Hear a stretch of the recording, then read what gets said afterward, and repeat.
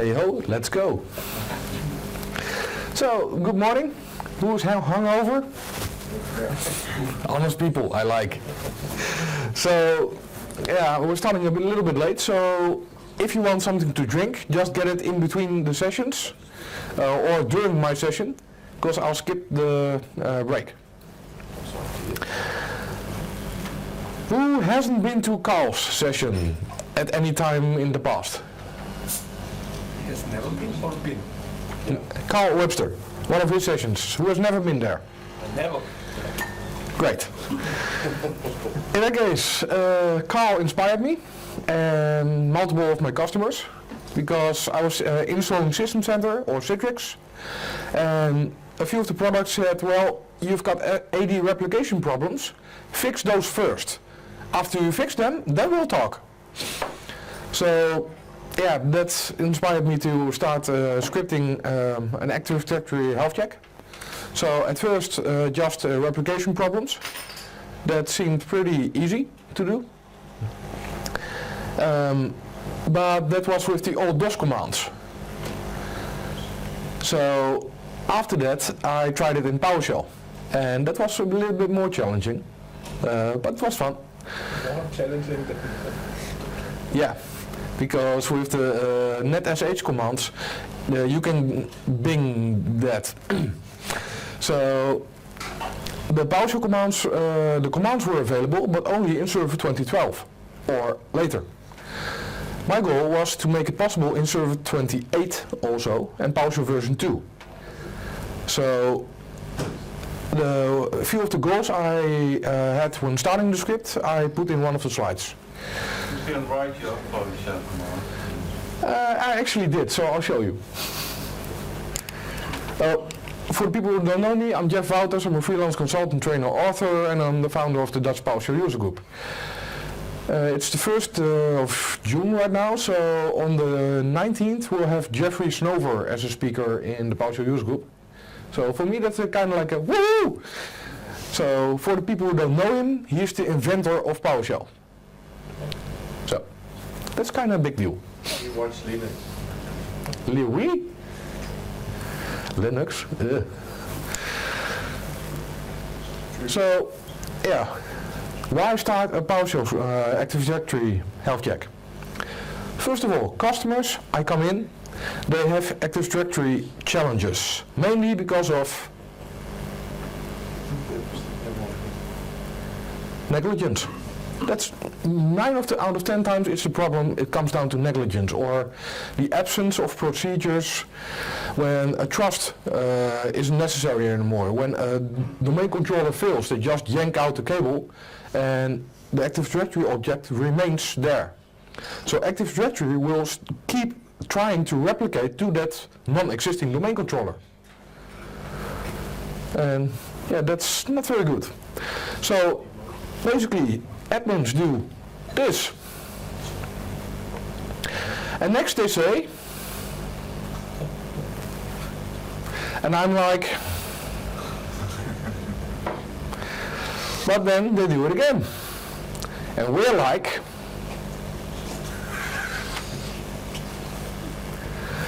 so to avoid that, I've written the script just to spit out a Word document, PDF file, or for the next version there also will be HTML, and each check will be, the results will be written to a CSV file.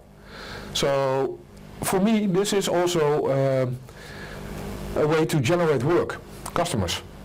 I can come in and I've got the scripts ready to use those CSV files and fix it for them. And no, I will not be blogging those scripts.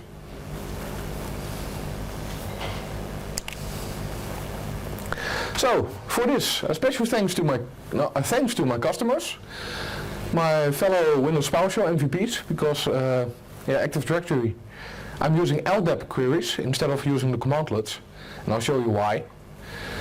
That was fun, because LDAP I haven't been doing much anywhere the last 29 years. So, and the PowerShell community, so both the Dutch one and worldwide. And of course my fish.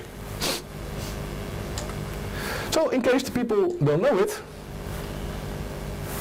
move it.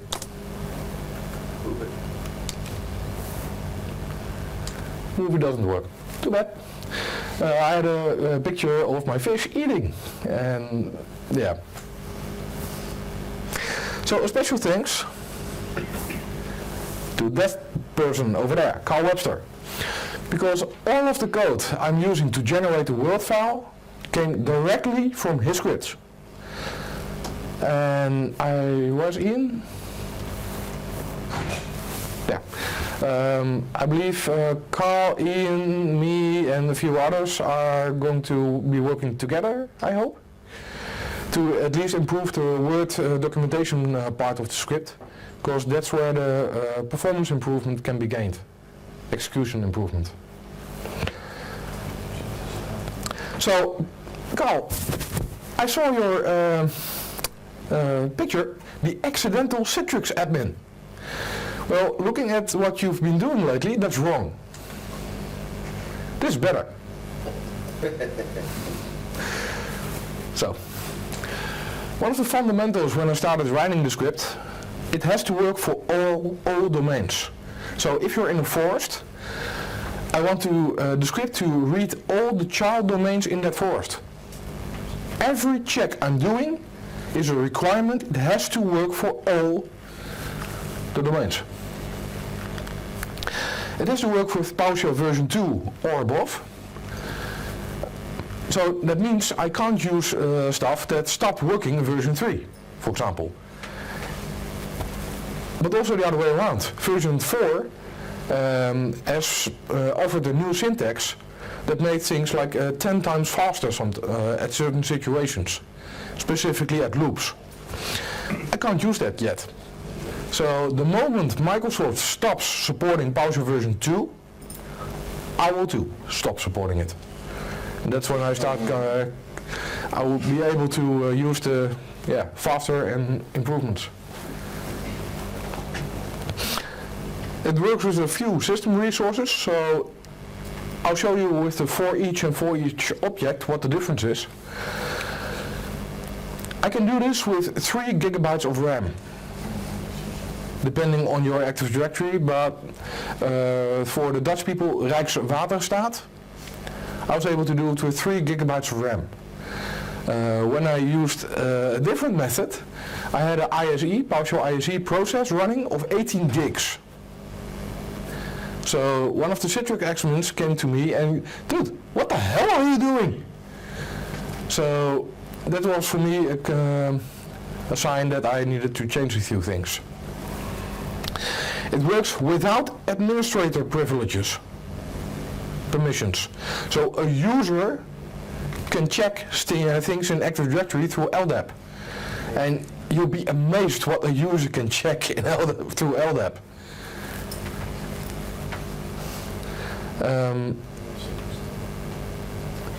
Was there a comment? No. Oh, okay. It works without specific PowerShell modules, so this was a conscious choice. I am using the core modules, like in select object, stuff like that. But what I'm not using is get AD user. So you do not need the Windows Server administration tools. Remote server administration tools, sorry.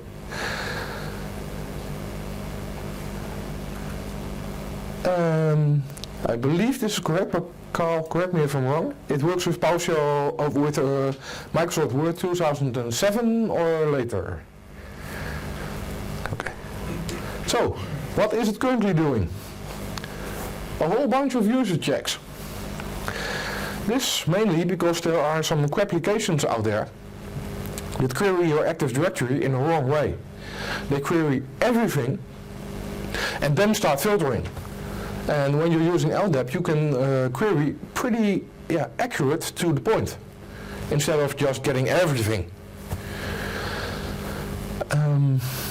One of my customers had one of those applications. One of the queries, it was the HR system. One of their queries actually took more than 5 minutes to execute. I cleaned up the Active Directory. Now it takes 1.5 minutes. It's still pretty long, but compared to 5 minutes, it's a huge improvement. So that's something to think about. Most of the password checks I'm doing and expiration date is because of security purposes. I talked to a security officer at one of my customers and basically he asked for them.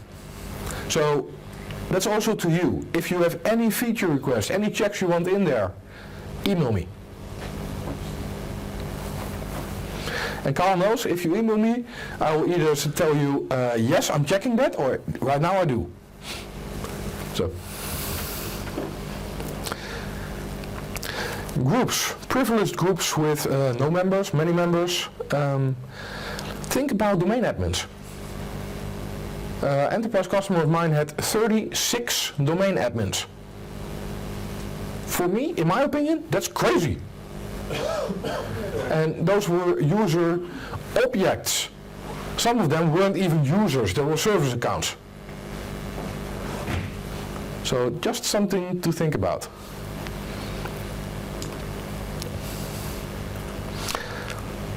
And this is the next bunch I'm checking. So again, to Carl, he did a presentation, 10 things that can mess up your Active Directory. A lot of these checks I've taken from his presentation. I'm currently going through a few tech ed sessions, among other by Ashley McGraw. He's a Microsoft PFE with a focus on Active Directory and PowerShell. And he's written quite a few scripts already. So what he's doing, I'm doing my way. So I take a look at what he's done. I will not take his code, because he does it a different way than I do, more error handling. I'm pretty straightforward, I just check it. And if there's an error, I will report there's an error, but that's it.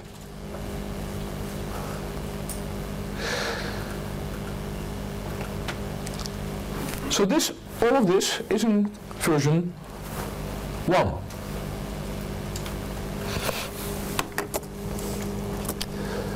So version 1 spits out the following document.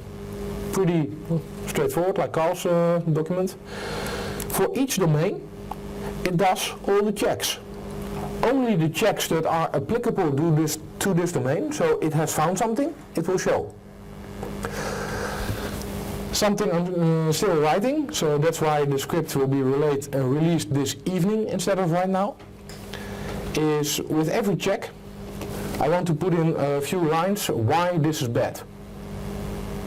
I will not tell you how to fix it. That's for you to figure out.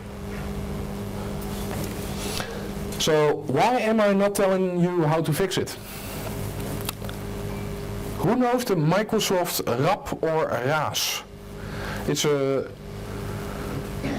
service the premier field engineers offer to premier customers. And PFE comes in.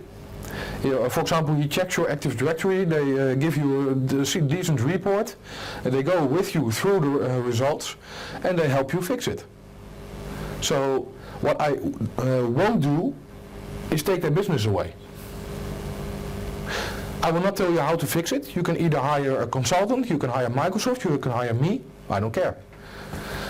My goal was, for a PFE check, you have to pay through the, pretty much actually, through the nose I would like to say, but a lot of smaller customers can't pay that. But they still have an added value for knowing the Active Directory is in health, or not. That was my goal. So I'm working with Microsoft Netherlands, the guy that's responsible for the PFEs, in order not to take away their business. And has it been there all the time? Yeah.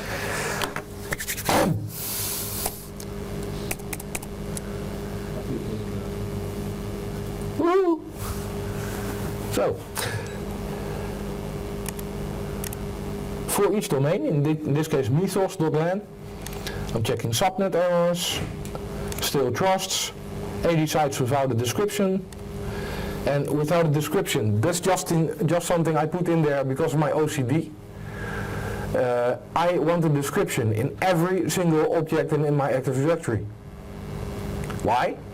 If I'm leaving, or some guy decides to replace the entire IT department, the next person would probably like to know what it is, and not having to figure it out for a day long. So a few of these checks are because of my OCD, others are because of my customer demands, a few for my testers, and I believe 3 are from Carl's advice. So, for all domains, all checks. Again, only if there's something wrong, the check will end up in the document. Would anybody like that I will, even if there's nothing found, I will put the header of the test still in the document? Yeah. Hands up? Yeah. Okay, also the explanation why it's bad? Would have, just one line. Sometimes more than one, but yeah. Okay. Then I can promise you that I will make that so in version 1.5. Okay.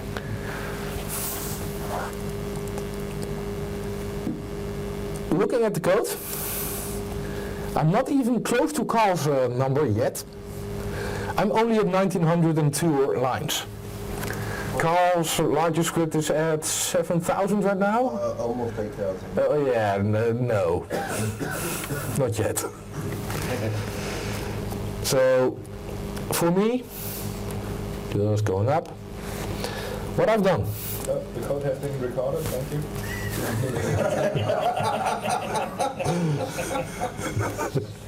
Yeah, but I went from down to up, so let's do it again. So, what I'm doing is I'm getting all domains, and for each domain, I'm checking, and every check I've made into a function. So these functions you could take out of my script and use them for your own purposes, if you like. Yeah, but Yeah, but? the strange things with function is you have to put them all out on the top. Yeah. Yeah. Yeah, that's because PowerShell works first in, first out. You have to start if you want to use it later on. That is different from Perl in Linux system, also a Bash. VB script. I even forgot how that worked. Yeah, but You create the module, so then you don't have to all the variables. Yeah, I was playing with the idea of turning this into a module. Currently I haven't because of Carl. He hasn't done it yet. I don't know if it's in the making, but... Well, the reason I don't is, from what I was told, you can't sign a module. And, We'll talk after the session. okay, You currently can't sign a module. and I have many 3-letter agencies in the United States government that use all my scripts, and everything must be signed. Yeah. So, Carl pointed me like a year ago when I started to DigiCert, I believe. What was the cert company you were? Oh, DigiCert. DigiCert. So they also offered me a signing certificate. So I will offer the script in both a text file, a PS1 file, and a signed PS1 file. Where it's going to be released, I'll show you later on.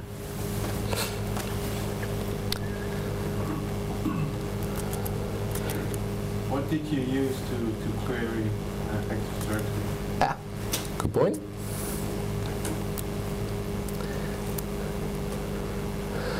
That's basically this part.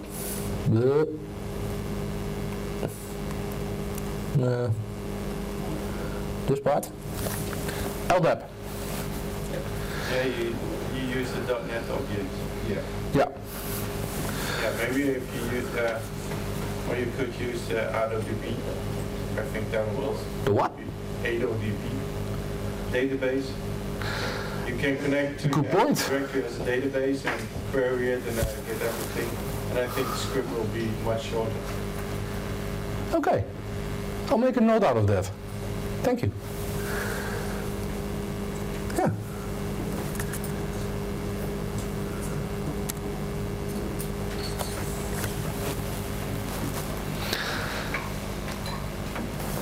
Oh, by the way, also one of the reasons why I've chosen LDAP is because it's pretty well documented.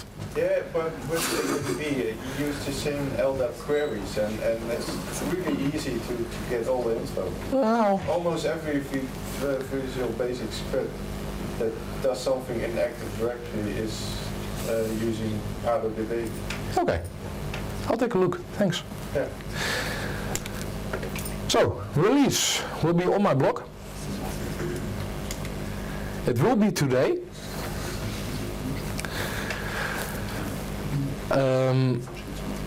Why will be today at the latest possible time? This is, by the way, Dutch time, GMT +1. Why? Because for version 1.5, there are a few things I also want to include. And these are the tests I was unable to do for all domains or without a module dependency. So group policy, I was only to check up to now when the group policy module was present. I don't want that. So I don't know yet how to do it. I will figure it out. But it didn't make version 1. Sorry. Replication issues, sysvol, orphaned GPTs. One of my customers had orphaned GPTs with ADM files in there. It saved them 1 gigabyte on the sysvol. I would say thank you. So netlogon, I'm reading that thing for subnets with no client side, and then for everything else. Because the only thing I found so far was subnets without the client side, and thus far I haven't encountered any consistent other errors. So if you have a customer with netlogon and you experience consistent faults in there, please send them. Then I'll end up with a regex and I'll put it in there.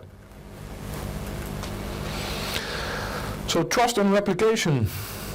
That's actually the one thing why I started the script. And it didn't make version 1. Why? Any guesses? No one? I was unable to make it possible for all domains. That's the only reason.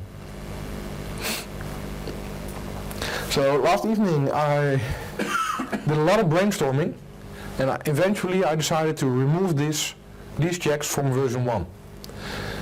Yes, I know there will probably be a demand for those checks, but the 5 pillars I had for writing the scripts, I want to keep those. Keep true to those. Anyone that disagrees? Please say so, and with arguments. Okay. Are you checking the physical existence in the file system of the GPOs? Because that's something I have seen at the customer side, that the replication error means just the folder is missing on the system. You know, just to check if they are physically there. At one of the last slides, my email address is there. Please send me an email. Why email? Because my memory is like terrible. And when I finish the session, I have to write down what you said. So what I've learned thus far, writing the script. Commandlets versus LDAP. I've written the script first, using only commandlets. It took 14 hours. At a certain environment. Okay, it was an enterprise environment, rather large, but still, 14 hours. That's crazy. So then I used LDAP. just under 3 hours. That's a lot better. Also, for each versus for each object in PowerShell. If you do for each, so for each server in server, do this. Server in servers, do this. It consumes more memory, but it's a heck of a lot faster. By the way, this is an oversimplification. There are scenarios where this is not the case. So for each object, uses less memory, but it's quite slower. So I try to find a way where the memory consumption wouldn't be extreme, but the speed would still be acceptable. So, for example, what I'm doing is all the domains I put in memory. All the groups I'm getting there, I put in memory. All the members of that group recursively, I'll just put out. I will not put it in memory. You get the idea?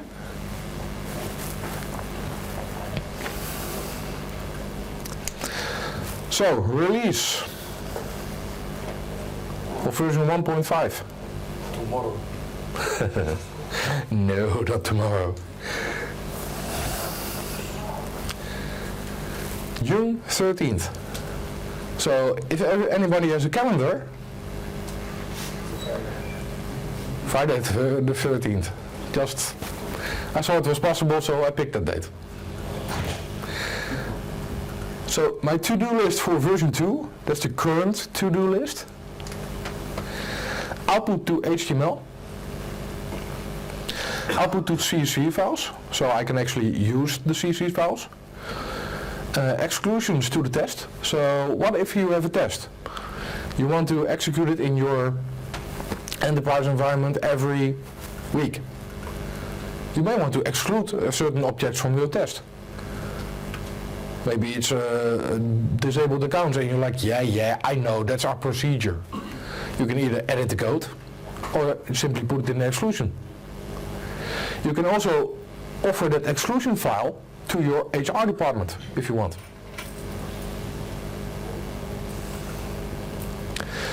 So an INI, and that's one of my customers that asked for that, or an XML file as input to customize test selection. So what if you want to perform a user disabled test, but not users with account expiration not set, etc.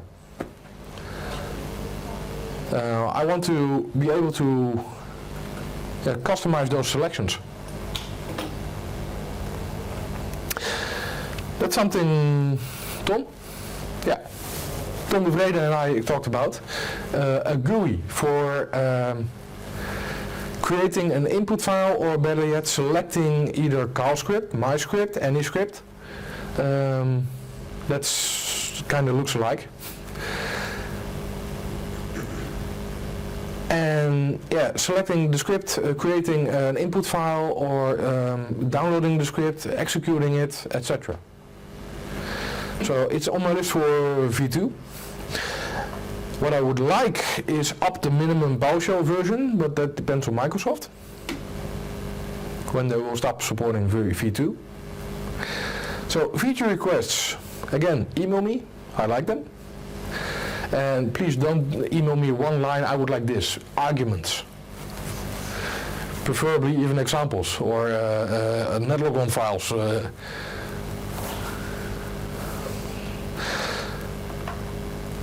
So, future scripts. When? Just, I saw that you had the exclusion list. Sometimes it would be nice to maybe just run one simple check. So, an inclusion list or something that you can specify what you should run instead of running the whole script. INI XML as input to customize test selection. Different wording, but we're saying the same. So this script, at every E2E, I will release a newer version. This is something I said for myself. I will do it. Maybe there's just a little performance improvement. Maybe there are quite a few more tests. I don't know yet. So that means at E2E Barcelona, there will be a new version.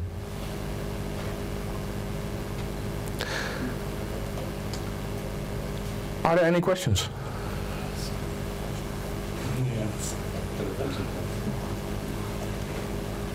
Okay, yeah. Just wondering about the performance for each. If you use the percent, which one are you using? If I use the what? A percent. A person? Percent. Oh, okay. That's a PowerShell question. You're using aliases. Bad. Yeah. So what if you use the percentage mark? There's your answer.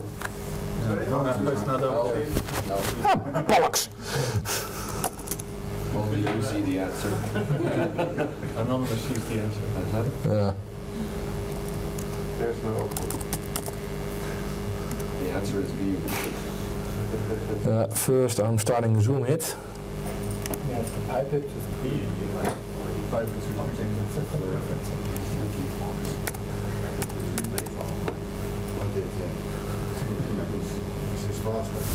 There we go. There's your answer. Okay. So, if you're using aliases,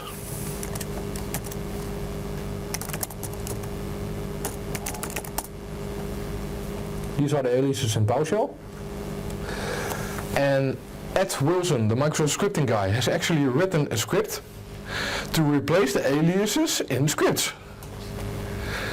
So, me too, I'm quite often reviewing scripts. My current customer has Microsoft brought in to build their private cloud. Microsoft is delivering us more than 1,200 scripts, which I have to review. And they're using aliases en masse. So this has nothing to do with my script, but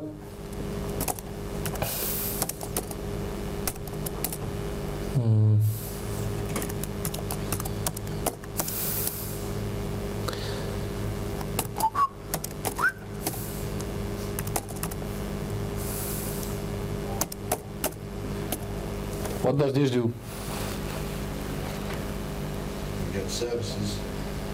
It ends my demo. Get services, anything with SV, so SV system for example, SV host, and for each stop process force. This will end my demo. This is also why I don't like aliases, especially not in scripts. I can pretty much figure out an aliases, but I don't know them out of my head, all of them. Especially not when working with a module I've never seen before, or don't work with as much, like, for example, I don't do much with theme. Why? I don't do the backup. Simple as that. But they do ask me to write scripts for them. Those departments and my customers, not theme themselves.